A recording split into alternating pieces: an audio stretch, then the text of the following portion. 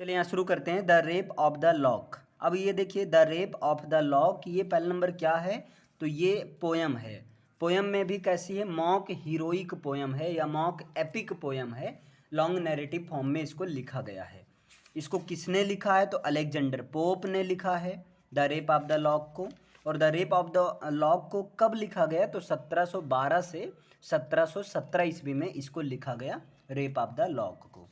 और इसके बाद में ये कब पब्लिश हुआ? तो ये पब्लिश हुआ 1712 ईस्वी में, जिसमें 2 कैंटोज थे। और 1714 ईस्वी में जिसमें 2 कैंटोज तो थे ही और 3 कैंटोज और आ गए। और 1717 ईस्वी में 5 कैंटोज तो थे ही, लेकिन इसके साथ में क्लैरिसा की स्पीच को भी ऐड कर लिया गया। तो इतना क्लियर है।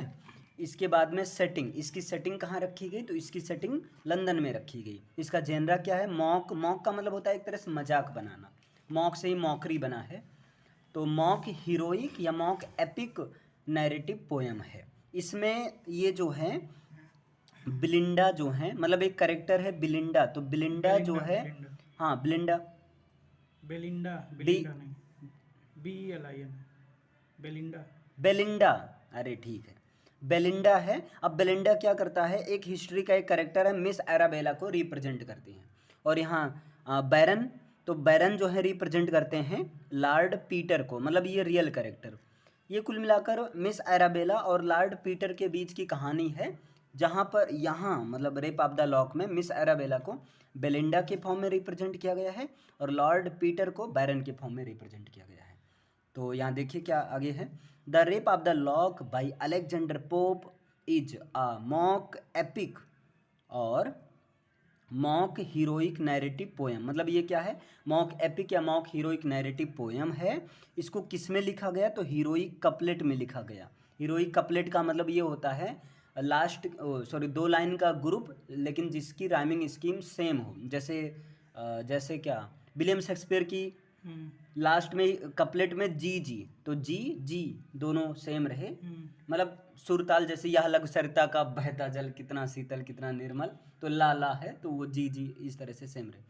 Pairs of rhyming lines in iambic pentameter, और आइम्बिक पेंटामीटर में होना चाहिए। This poem the rape of the lock first time published in 1712 में पहली बार पब्लिश हुआ। और एनोनिमसली, मतलब जब ये पब्लिश हुआ था तो एनोनियस पब्लिश हुआ था। जैसे एनोनिमस मतलब बहुत ज़्यादा, इसमें 2 ही कैंटोस थे और एक एनोनिमस का मतलब होता है स्ट्रेंज रूप में।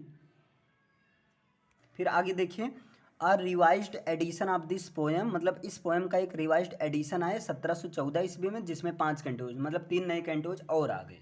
अब यहाँ पर देखिए, the final form with all correction and speech of Clarissa was added which came in 1717।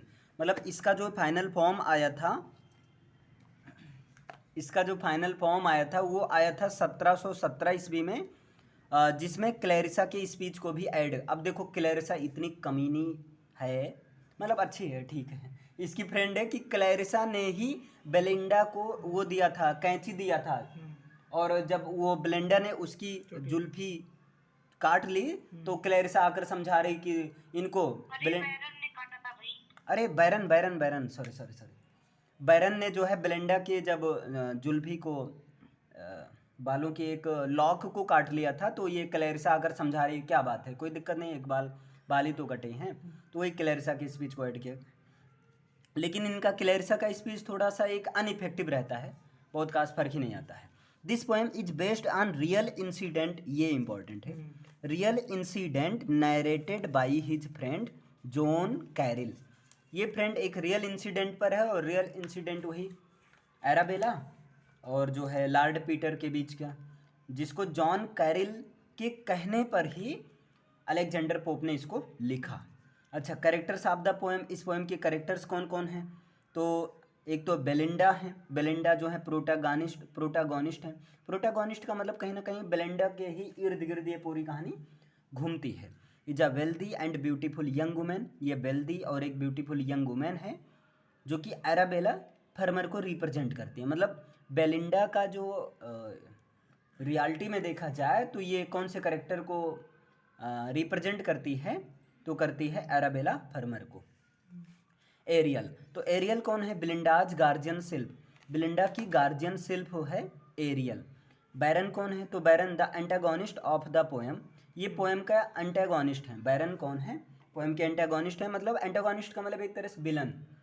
Based on historical, और हिस्टोरिकल करेक्टर लॉर्ड पीटर पर ये बेस्ड है। फिर इसके बाद में थैल्स ट्रिस। अब ये थैल्स ट्रिस ये अनदर करेक्टर है, करेक्टर नेम थैल्स ट्रिस। ये courtly lady who be friends Belinda, मतलब ये बेलिंडा के साथ में फ्रेंड होने का नाटक करते हैं एक तरह से।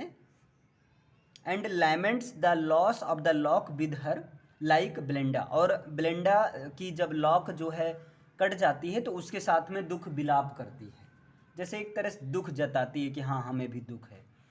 और प्लूम, अब देखिए प्लूम जो है थैल्स ट्रिस का सूटर है, सूटर का मतलब बीएफ एक तरह से, मतलब बॉयफ्रेंड है। हाँ, तो प्लूम जैसे जब ये तो थैल्स ट्रिस जाकर प्लूम से कहती है जाकर उनसे बोलो कि हाँ दे, लेकिन ये जाकर बोलता है इसकी बात का कुछ फर्क ही नहीं पड़ता है बैरन के ऊपर।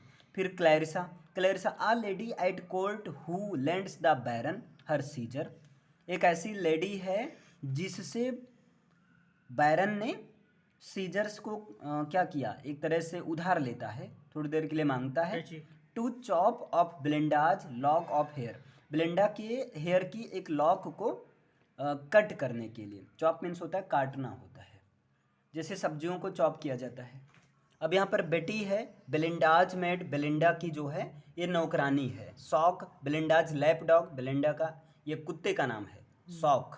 और एरियल, एरियल जो हेड ऑफ सिल्फ है, यहाँ पर कुछ एरियल का यूज किया गया। माइनर सिल्फ में कौन कौन है? एरियल तो हेड है, माइनर सिल्फ में आता है एक तो मोमेंटिला। मोमेंटिला का काम होता है कि बेलिंडा के वॉच की केयर करना। The sylph in charge of guardian Belinda's watch, Belinda की वॉच की केयर करना। और क्रिस्पिसा, तो क्रिस्पिसा ये जो है इसका काम है बेलिंडा के बालों की केयर करना, उसको गार्ड करना। और नेक्स्ट है जेफी रेटा, तो जेफी रेटा का काम है बेलिंडा को पंखा करना ताकि इसे गर्मी ना लगे। और ब्रिलांटे, ब्रिलंटे इसका काम है बेलिंडा के ईयर रिंग्स, अर्निंग्स लिखें देखो, year rings RINGS, year rings मतलब बेलिंडा के ईयर रिंग्स की केयर करना। अम्ब्रियल, अम्ब्रियल ये वो जो सपने में जाता है, इनको सपना दिखाता है कि तुम्हारे साथ क्या होने वाला है। See means Belinda travels on the Thames river to Hampton Court Palace, मतलब बेलिंडा जो है हैम्पटन कोर्ट पैलेस में जाती है थेम्स रिवर को क्रॉस करके। थेम्स रिवर लंदन में है, तो ये हैम्पटन कोर्ट पैलेस में जाती है, वहाँ कुछ जैसे ऐसे पार्टी वगैरह है तो वहाँ पर ये जाती है। अब देखिए, अब analysed the poem the rape of the lock, rape of the lock का पोएम का एनालिसिस यहाँ देखते हैं। तो देखिए, the rape of the lock is a humorous poem, rape of the lock एक ह्यूमरस पोएम है। अब ह्यूमर की बात है, तुरंत एक चीज़ दिमाग में आना चाहिए, ट्रू एंड फॉल्स ह्यूमर किसने लिखा था? जोसेफ एडिसन ने लिखा था। तो और वैसे भी ह्यूमर एक लिटरेरी डिवाइस है, जैसे एस्से है वैसे ह्यूमर भी डिवाइस है, जो कि ऐसे मजाक क्रिएट कर देता है। जैसे अच्छी खासी कहानी चल रही होती है, कुछ ऐसे फेंक रहे हो तो लोग हंस रहे हैं, है ना। जैसे which is written by Alexander Pope, इसको किसने लिखा था? अलेक्जेंडर पोप ने लिखा था। और अलेक्जेंडर अपने एज के रिप्रेजेंटेटिव एज हैं, जैसे चौसर अपने एज के रिप्रेजेंटेटिव चौसरियन एज के हैं, वैसे ये भी।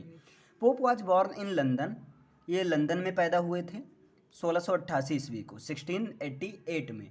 His father was a Roman Catholic लाइनन Draper, इनके पिता जो थे एक रोमन कैथोलिक। तो यहाँ से ये पता चलता है कि ये कौन से रिलीजियन को फॉलो करते थे, तो कैथोलिसिज्म को फॉलो करते थे। बैकन जो थे वो प्रोटेस्टेंट थे और ये कैथोलिसिज्म थे। ही मैरिड ट्वाइस, ये 2 बार शादी किए थे, इनके बापू जो हैं 2 बार शादी किए थे। And pope was only child of his another marriage, और पोप जो है दूसरी वाली मैरिज के ये एकमात्र इकलौते जो हैं चाइल्ड थे। ही यानी कि pope was a delicate soft sweet tempered और प्रीकॉशियस एंड अ स्पॉइल्ड और बैड चाइल्ड। ये जो पोप थे एक डेलिकेट मीन्स सॉफ्ट होता है कोमल, स्वीट टेम्पर्ड और एक अकाल प्रौढ़। प्रीकॉशियस का मतलब होता है कम ही टाइम में ज़्यादा मैच्योरिटी आ गई थी, है ना। और ये इस तरह से बैड चाइल्ड थे, मतलब इनका बचपना जो है थोड़ा सा उल्टा पुल्टा भी था, मतलब थोड़ा सा, समझ रहे हो ना। He is full he is well known he is well known for his satirical work. इनको इनके सैटारिकल वर्क के लिए माना जाता है। जैसे इनकी बराबरी ड्राइडन के साथ में की जाती है सैटारिकल के केस में। His education was short and irregular. इनका एजुकेशन शॉर्ट था लेकिन रेगुलर बेसिस पर नहीं था। When he was only a boy, जब एक लड़के थे, he was patronised by a number of gentleman, तो उनको एक कई नंबर ऑफ जेंटलमैन के द्वारा पैटर्नाइज किया गया। Only at the age of 20, केवल 20 साल की ही एज में his verse poem got published, मतलब इन्होंने अपनी पोएम पब्लिश किया और उसका नाम था द पेस्टोरल्स 1709। देखो 20 साल की एज में ये, पेस्टोरल्स ना। हाँ पेस्टोरल्स जो है 1709 ईस्वी में इन्होंने 20 साल की एज में ये पोएम पब्लिश किया। He is regarded as one of the greatest English poet, और इनको ग्रेटेस्ट इंग्लिश पोएट में से एक माना जाता है और एक सैटायरिस्ट पोएट माना जाता है, ह्यूमरस स्टाइल का यूज करते हुए। इसके बाद में देखिए, ही is well known for his translation of Homer. इनको होमर की ट्रांसलेशन के लिए, जैसे ये जो पेस्टोरल्स हैं ये होमर के ही बेस्ट पर कहीं ना कहीं लिखे हैं। As well as for the rape of the lock the Dunciad an essay on criticism. अब ये चीज़ याद रख लो, इन्होंने रेप ऑफ द लॉक के अलावा द डनसियड और एन एसे ऑन क्रिटिसिज्म ये भी इन्होंने लिखा है। प्रेजेंट पोएम जिसका नाम है the rape of the lock is a mock heroic narrative poem, मतलब प्रेजेंट पोएम जिसका नाम क्या है, जो क्या है, मॉक हीरोइक नैरेटिव पोएम है। पहली बार पब्लिश हुआ 1712 ईस्वी में, 2 कैंटोज थे, 334 लाइन थी इसमें पहली बार में। और दूसरी बार पब्लिश हुआ 1714 ईस्वी में, 5 कैंटोज होते और इसमें 794 लाइन्स थी। और इसके बाद में क्या हुआ, इट्स फाइनल फॉर्म पब्लिश हुआ 1717 ईस्वी में। पोएम सैटायरिसेस मॉक्स, मतलब पोएम मजाक बनाता है, आ स्मॉल इंसिडेंट, एक छोटी सी घटना को एकदम मजाक बना देता है। बाई कंपेयरिंग इट, इसका कंपेयर करते हुए, टू द एपिक, मतलब एपिक के साथ, वुड ऑफ द गॉड्स, जहाँ पर वर्ड ऑफ द गॉड, मतलब यहाँ पर इन्होंने एंजल वगैरह इंक्लूड कर दिया और एपिक बना दिया, छोटी सी कहानी को बढ़ा चढ़ा कर बता दिया गया। Story of the poem is based on actual event, और इस पोएम की स्टोरी एक एक्चुअल इवेंट पर बेस्ड है। किस पर है, एराबेला फर्मर और sir Peter, lord Peter Belinda arises to prepare for the, अब कहानी यहाँ से शुरू होती है। समरी। हाँ, बेलिंडा जो है ये, जैसे बेलिंडा जो है काफ़ी देर तक सोती है, और जब ये देर तक सोती है तो उठती है, और उठने के बाद ये फिर तैयार होना शुरू कर देती है। लेकिन अभी इसके थोड़ा हमें बैक में जाना होगा, तो सोते समय क्या हुआ इसके साथ। अब देखिए यहाँ पर, हर गार्जियन शिल्प, इसकी गार्जियन शिल्प एरियल वॉर्न, देखिए सोते समय उसकी गार्जियन शिल्प एरियल जो कि हेड ऑफ शिल्प थी, ये इसको धमकी देती है। इन अ ड्रीम, सपने में धमकी देती है, that something bad will happen to her, कि उसके साथ कुछ गलत होगा, कुछ गलत होने वाला है, और इसलिए वो सचेत रहे। He also promises to her, और एरियल जो उसे प्रॉमिस करता है, that he will do his best to protect her, कि वो जो है उसे बचाने के लिए पूरा मतलब अपना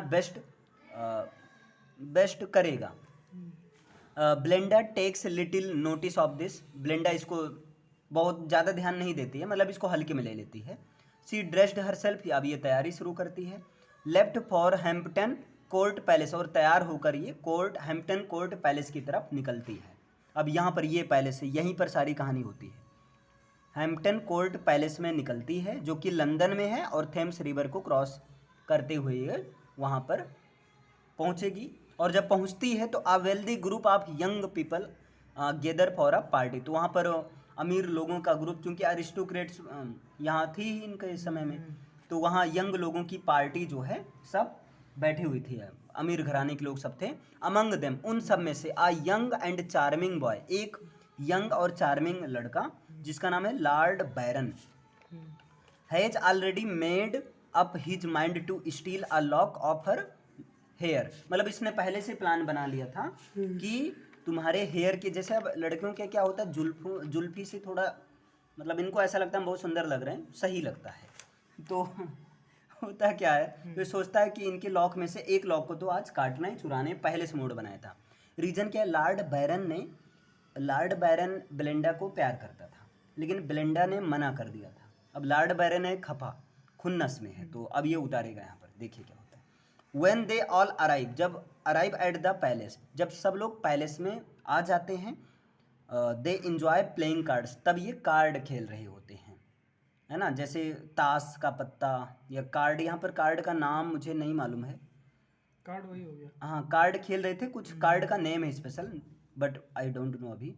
तो यहाँ कार्ड का खेल रहे थे। This game is described as a battle pope, और इस गेम को एक बैटल पोप के रूप में डिस्क्राइब किया गया है। मतलब पोप ने कहा ये एक बैटल पोप है, मतलब ये कार्ड, ये गेम जो है, इसी गेम के चलते जो है उसके लॉक को काटा गया और इसी में जो है बैटल टाइप हो गया, जो है बहुत ज़्यादा। हाँ, दे आल्सो हैव कॉफ़ी, है ना, वो लोग एक कॉफ़ी हाउस में भी जाते हैं, कॉफ़ी वगैरह पीते हैं यहाँ पर। Then the baron takes a pair of scissors, तब बैरन जो है एक सीजर्स मतलब एक कैंची लेता है, और कैंची किससे मांगता है तो पता ही है, क्लैरिसा से लेता है। ऑन द थर्ड ट्राई, और तीसरे प्रयास में, ये पहला प्रयास करते हैं तो सिल्फ वगैरह रक्षा करते हैं। यहाँ सिल्फ रक्षा करने का मतलब कुछ ऐसा है, एयर सिल्फ है, सब एयरी सिल्फ हैं, जैसे कार्टून चलते हैं तुरंत हवा चल जाता है, तो जैसे लड़कियों का देखे होगे, ये नखरा बनाती हैं, बार बार वही जुल्फिन पीछे करती रहती हैं, तो यहाँ पर हवा के थ्रू मतलब गिर जाता है। तो तीसरे प्रयास में he cut the lock of her hair, तीसरे प्रयास में वो उसके हेयर में से एक लॉक को काट लेता है। बेलिंडा इज फ्यूरियस, अब बेलिंडा को गुस्सा हो जाती है, फ्यूरियस मतलब एकदम आग बबूला हो जाती है। Umbriel a mischievous naughty gnome goes to the cave of spleen, अब अम्ब्रियल देखो, अम्ब्रियल एक ऐसा जीनोम है जो कि नॉटी टाइप का है, ये जो है स्प्लीन की केव में जाता है। स्प्लीन की केव का मतलब इसकी हार्ट में जाता है और आंसू लाने का काम करता है। अम्ब्रियल का काम है कि आंसू ला, अब यहाँ पर रोना धोना शुरू। एंड ब्रिंग्स बैक साइज मतलब शर्म एंड टीयर्स, और ये जो है जब वापस मतलब अंदर जाता है, ऐसा यहाँ दिखाया गया है कि आंसू और इसको शर्म भी लगने लगती है। भाई इतनी लोग बेइज्जती तो हो ही गई, बहुत बड़ी चीज़ है। क्लैरिसा, अब यहाँ देखिए Clarissa, who had aided helped baron in his crime, Clarissa जो कि बैरन के इस क्राइम में हेल्प किया था। कैसे हेल्प किया था, ये कैंची देकर। अर्ज या प्रोवोक्स बेलिंडा, ये बेलिंडा को से कहती है, बेलिंडा से एक तरह से भड़कती है उसके ऊपर, to give up her anger, कि एंगर को त्याग दो। यहाँ पर ये बहुत अच्छी बात बताया गया है कि लड़कियों की सुंदरता ऐसे फिजिकल से नहीं होता है, मतलब मेकअप ही सारी चीज़ें नहीं होता है। वो काट ले गए तो इस पर इतनी बड़ी गुस्सा क्यों हो रही हो, अगर वो पागल है तो तुम भी पागल हो गए, तो मतलब यहाँ ये सब बताता है। तो इसके थ्रू यहाँ पर पोप ने क्लैरिसा के थ्रू ये बताया है कि जैसे ये फिजिकल ब्यूटी तो जो है ही, लेकिन फिजिकल ब्यूटी से ज़्यादा इनर ब्यूटी होना चाहिए, मतलब ये सब बताया गया है। सी लिसन्स टू क्लैरिसा, वो क्लैरिसा को सुनती है, लेकिन कोई फर्क क्लैरिसा की बातों का फर्क नहीं पड़ती, क्लैरिसा सनी देओल बन नहीं पाती है। एंड बिगन्स आ सफ स्कफल, और वो जो है हाथापाई पर आ जाती है। बिटवीन लेडीज एंड जेंटलमैन, मतलब उन लेडीज और जेंटलमैन के बीच में हाथापाई पर आ जाती है।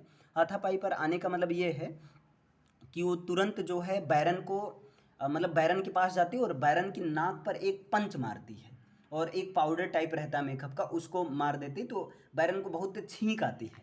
मतलब ऐसा है, थोड़ा सी यहाँ पर ह्यूमरस कैरेक्टर, बहुत मज़ा आता है। बैरन को छींक आती है, और छींक आती तो पूरा भगदड़ हो जाती है, स्निफल बोलते हैं, ऐसा कुछ है। She tries to recover her curl lock, अब ये देखिए वो जो है अपने लॉक को छीनने का प्रयास करती है। Lock is lost in the confusion, और इसी कन्फ्यूजन में अब देखो बीच वाली कहानी गायब की है, तो बीच में यही होता था कि ये जाती है और कुछ स्निफल टाइप का पाउडर रहती है, उसको हाथ में लेती है और उसके बैरन की नाक पर मारती है, और उसके नाक में पाउडर घुस जाता है और वो बहुत तेज छींकता है, भगदड़ मच जाती है। इसी में जो है वो लॉक था हेयर का, वो फरार मतलब गायब हो जाता है, कहाँ गया सब छितरा जाता है एक तरह से। फाइनली अंत में the poet consoles sympathises by saying that it has been taken into the heaven, अंत में पोएट ये कहता है, ये कहते हुए बेलिंडा को सिंपैथाइज करता है कि तुम परेशान ना हो, तुम्हारी ये जो लॉक है ना, ये हेवन में चला गया है। अब यहाँ पर देखिए, यहाँ the rape of the lock is a humorous poem. Humorous poem क्यों है, एक बीच में अभी ये जो बताया गया था हम तो उड़ा दिए, तो अब क्या करें।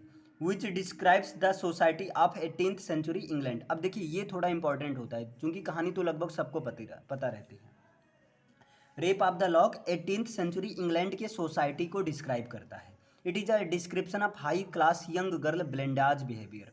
ये जो अगर एक लाइन में देखा जाए क्या है, तो हाई क्लास सोसाइटी की एक लड़की ब्लेंडा के बिहेवियर की इसमें बात की गई है। और poem is one of the most outstanding example of the mock epic. ये मॉक एपिक का बहुत अच्छा एग्जाम्पल है ये poem. The poem मॉक्स all the main and women of that time. मतलब वहाँ पर उस समय के सारे मेन और सारे वुमेन के को एक तरह से मजाक बनाता है। It shows that now the culture has fallen. ये बताता है कि उस समय 10th सेंचुरी में कल्चर पूरी तरह से गिर गया था। Tone of the poem is satirical. और पोएम का ये जो टोन है सैटारिकल, एक तरह से व्यंग करना है। और he has used the mock epic genre type beautiful. इन्होंने मॉक एपिक जेनरा का यूज किया अच्छे तरीके से। It has the every element of contemporary scene. और ये कंटेम्प्रोरी सीन के हर एलिमेंट को इसमें इंक्लूड है। It is full of moral implication से भरा हुआ है।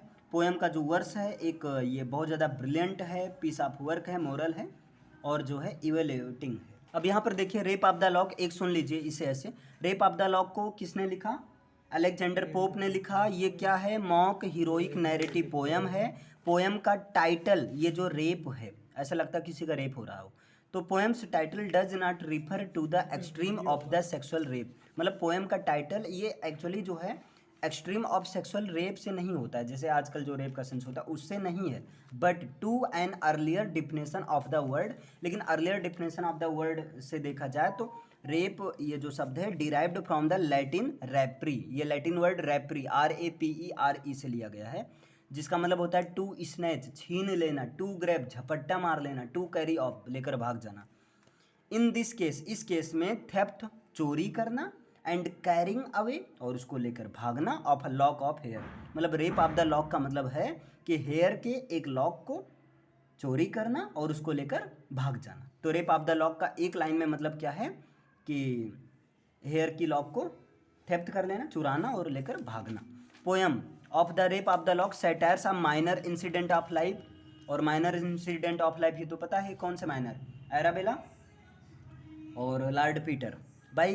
बाई कंपेयरिंग इट, और इसका कंपेयर करते हुए एपिक वर्ड, गॉड के एपिक वर्ड से कंपेयर करते हुए, और based on event recounted to Alexander Pope by his friend John Caryll. मतलब जॉन कैरिल के ही कहने पर अलेक्जेंडर पोप ने इसको लिखा है। और इसमें पीटर ने क्या, पीटर मतलब रियल कैरेक्टर में अगर बात करें तो लॉर्ड पीटर एराबेला फर्मर के लॉक को काट लेता है। कहानी में एराबेला को ब्लेंडा के रूप में दिखाया गया है, पीटर को बैरन के रूप में, विदाउट परमिशन, बिना परमिशन के। परमिशन थोड़ी कोई देगा काटने के लिए। The final edition of the poem including all 5 cantos and Clarissa's speech 1717 में हुआ था। जेनरा क्या है? मॉक हीरोइक नैरेटिव पोएम है। हाँ ये इंपॉर्टेंट है, देखिए कहीं कहीं यही होता है ना, कभी होता है नाली में भी सोना मिल जाता है, यही चीज़। उस समय कौन सा लिटरेरी पीरियड चल रहा था, ये इंपॉर्टेंट है। तो उस समय ऑगस्टेन जो है लिटरेरी पीरियड चल रहा था। सेटिंग ब्लिंडाज के हाउस में, हैम्पटन कोर्ट में, और केब ऑफ स्प्लेन। मतलब 3 है सेटिंग। ब्लिंडाज हाउस, ब्लिंडा के हाउस में यहाँ सपना वगैरह दिखाया जाता है कि हाँ तुम्हारे साथ कुछ गलत होने वाला है। हैम्पटन कोर्ट में बवाल होता है। केब ऑफ स्प्लेन में ये जो है दुख दर्द लाता है। एंटागोनिस्ट कौन है? बैरन है। Poem is based on a real incident, Pope's friend John Caryll. और हाँ जॉन कैरिल को मेंशन किया गया है, कैंटो फर्स्ट में मेंशन किया गया है। हाँ बुक 1 कैंटो 1 में। क्लियर? बस ये कंप्लीट।